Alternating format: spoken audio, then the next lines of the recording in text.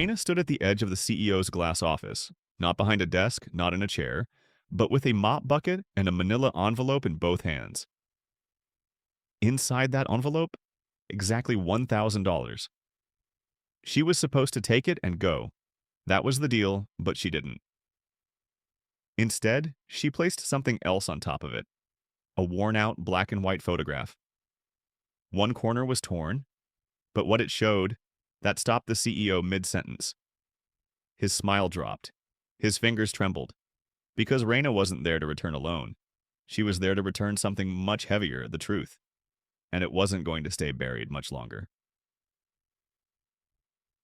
$1,000 and a question. She wasn't supposed to ask. Reina didn't even want the loan. That's the truth. She had worked at Callister and Rowe for 7 years. Invisible, dependable, early every shift, late every night. Not one write-up, not one complaint. But bills don't wait for virtue. That morning, her baby boy's asthma meds ran out. The pharmacist wouldn't budge without payment, not even for a 5-year-old. Reina stood there holding the empty inhaler like it was a grenade. When she called HR to ask about an advance, they transferred her 3 times, and finally connected her straight to the CEO. "Come to my office," his assistant said. "That's not a call you expect when you're in janitor blues, holding a vacuum." She hesitated outside his 34th floor office, soaking wet from cleaning the lobby rugs. A cold draft from the air conditioning made her skin prickle beneath her thin uniform. She checked her shoes, still muddy, but she knocked anyway. Inside, marble floors, black leather couches, a wall of glass behind a polished desk. CEO Elliot Marks looked up from his espresso and smiled like he was doing her a favor before she even asked. She barely got the words out before he raised a hand. "Don't explain," he said. "You need 1,000?" She blinked. "Yes, sir. Just until next payday, I can work overtime, or clean the—" He slid open a drawer, pulled out an envelope. "Just like that. No interest. No paperwork. Just don't mention it to anyone. Sound good?" She stared at it. "Sir, I don't feel right not—" "You're doing your job. I'm doing mine," he said. Smile still fixed. "We take care of our people here." Reina took the envelope with both hands. She thanked him, sincerely. But as she turned to leave, he added something. Softly. "Oh, and Reina?" She stopped. "Let's just keep this between us. Aish wouldn't understand." That last line was smooth. Too smooth. But she nodded. That night, her son could breathe again. Reina cried on the bathroom floor with relief. That $1,000, it saved his lungs. But something about that meeting kept circling in her mind, like a buzz that wouldn't quiet down. The office. The smile. The drawer that opened too fast. Why did he have envelopes just ready? A week later, Reina was cleaning the hallway outside the executive wing when she heard a crash. A heavy glass water bottle had rolled off the CEO's desk. His assistant shouted for help. Reina, already there, rushed in and grabbed it mid-roll, just before it shattered on the thick white rug. "Thank you," the assistant said, flustered. The CEO glanced up from his call and nodded. "That's our girl, always right on time." She smiled nervously and turned to leave, but as she stepped back, her heel hit something under the corner table. Another envelope. Thick, sealed. It was just like hers. She froze. The assistant noticed. "That's not yours." "I wasn't—" Reina started, then stopped. Because inside that envelope wasn't just money. It was a note. It had a name. A name Reina recognized. Not hers. Someone else's. Another janitor. She didn't take it. She didn't touch it. She just nodded and backed out of the room. But that buzz in her head turned into a roar. Later that day, she went to HR, quietly, respectfully, and asked if it was common for employees to get cash loans directly from the CEO. The woman at the desk blinked. "We don't offer loans." Reina tried again, carefully. "What if someone needed help?" "There's a formal process," the woman said. "Through payroll." "Why do you ask?" Reina didn't answer. The next morning, she got called into a small office on the 32nd floor. Not the CEO's security. They told her there'd been a report of inappropriate curiosity about confidential financial matters, that her cleaning route was being reassigned to the loading docks. No more top floors, no more executive wing, just grease, fumes, and silence. She didn't cry. Not until she got home and her son said, "Mommy, did you get fired?" She hugged him hard and said, "Not today." But inside, something started to burn. Secret rooms and a conversation she wasn't meant to hear. The executive wing smelled different. Not bleach, not sweat, not mop water. It smelled like eucalyptus candles and old money, the kind that lingers in polished wood and leather-bound silence. Reina hadn't stepped foot up there in days. They'd reassigned her to scrub oil off the loading dock walls. 8 hours of fumes, metal slams, and no windows. But now she was back. Only for a minute. It was nearly 10 p.m.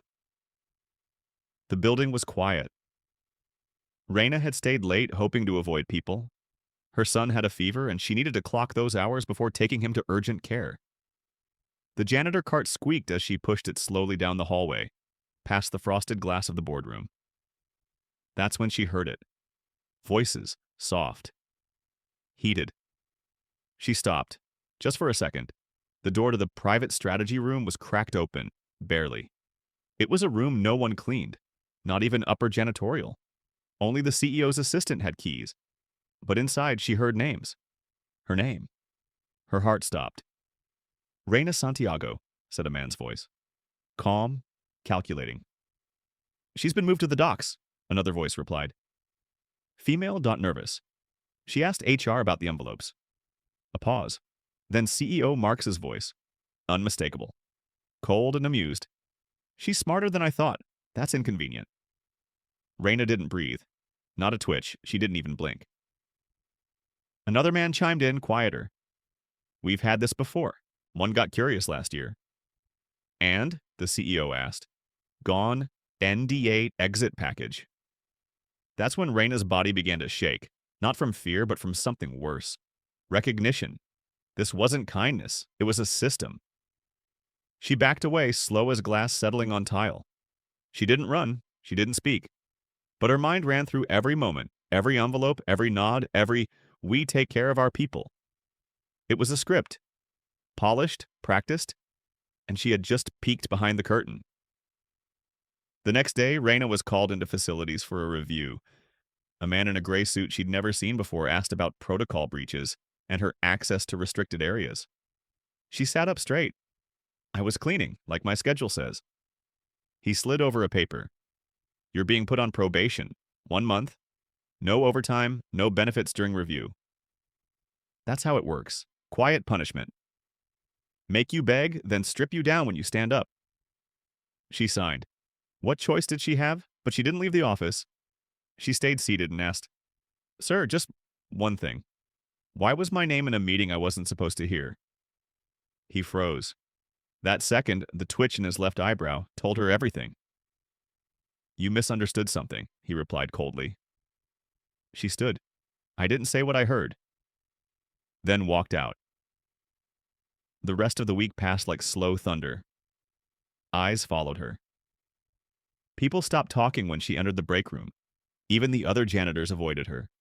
One of them, Alma, 56, with a heart problem and 3 grandkids, finally whispered, "They said you were causing trouble. You should stop, Reina. It's not worth it." Reina didn't answer, because worth it had changed meaning for her. That Sunday, while doing laundry, Reina opened her kitchen drawer looking for a receipt. Instead, she found it, the envelope from CEO Marx. She hadn't spent all of it, $200 still inside. She pulled it out, and as she did, something else slipped out. A note, folded tight. She unfolded it and froze. It wasn't from him. It was from someone else, someone who had borrowed money before. Written in shaky pen, it said, "If you found this, you saw too much. I kept quiet. I hope you don't." That night, Reina didn't sleep. She sat at her tiny kitchen table with the envelope, the note, and a cup of black coffee going cold. And at 2:17 a.m., she opened a shoebox at the back of her closet. Inside, an old photograph of her father. A man who had worked at Callister and Rowe in the 80s? A janitor? A quiet man who had disappeared from the records after 1992? And on the back of the photo, a handwritten name. Elliot Marks, intern. 1991, the photograph in the envelope Monday. 4 a.m. The sun hit the glass facade of Callister and Rowe like a spotlight. People rushed through the revolving doors, suits, stilettos, smiles too wide for a Monday. And Reina stood outside in her janitor's uniform, holding two things, an envelope and a photograph. She wasn't scheduled to be on the 34th floor. In fact, her badge had been disabled for anything above level 5, but she wasn't asking permission. She waited until a courier entered with an armful of Starbucks trays, slipped in behind him. No one noticed or pretended not to. Elevator. Floor 34. 1 minute, no turning back. The glass office was already lit. CEO Marks leaned back in his $12,000 ergonomic chair, sipping espresso, laughing on the phone. She knocked once. Firm. He looked up, froze, then slowly put the cup down. Reina. His smile was back. This is a surprise. I won't take much of your time, she said, voice calm. She stepped inside, closed the door, placed the envelope on his desk, then, without a word, placed the photograph on top.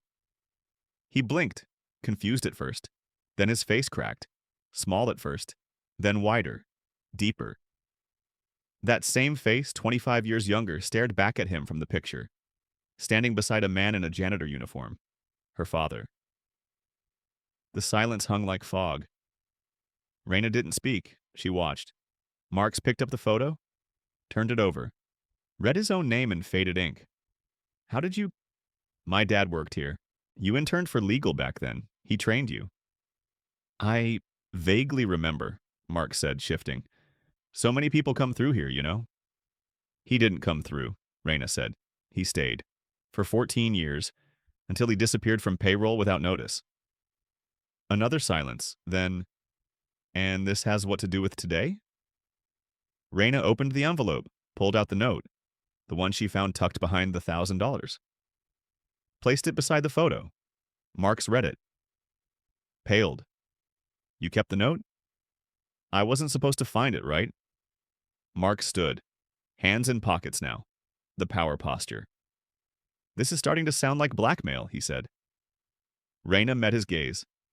Blackmail would be asking for something I didn't earn. I'm not asking. Then what are you doing here? She leaned forward. I want the full story, she said. You hand envelopes to janitors like they're gifts, but you track them, watch what they say. And the moment they speak up, probation, reassignment, gone. I saw it. That's not your concern. It was never supposed to be. Another pause. Heavy. Then he chuckled. You came up here thinking a photo and a note would scare me? She shook her head. I came to return your money. He glanced down at the envelope again, still thick. Then she added, slow and steady. And to tell you that 5 others, janitors, cafeteria workers, they kept the notes too. His smile faded. We compared handwriting. Now he looked shaken. You're bluffing. Am I? She asked. She pulled out her phone, opened a picture. It showed 5 different envelopes, all sealed, all with different names. Same handwriting, same corner note. She didn't explain how she got them. She didn't have to. For the first time in her life, she watched a man with all the power in the world forget how to blink. He sat. Slowly. What do you want? There it was. Not a threat, a question. Reina didn't hesitate. You'll write a check for $40,000 at each. Not for silence, but for what you owe. For fear, for intimidation, for every paycheck that came with strings. He looked at her like she'd lost her mind. That's half a quarter's retention budget. She smiled. Consider it moral severance. One long beat passed, then he pulled out his Mont Blanc pen. Started writing. 3 days later, Reina walked into her building's management office and paid 6 months' rent in advance. Then bought her son a brand new inhaler. Not the cheapest one. The good one. The one she couldn't afford before. She didn't go back to Callister and Rowe. She didn't need to. But every week, one more former employee messaged her privately. They weren't janitors anymore. They were witnesses.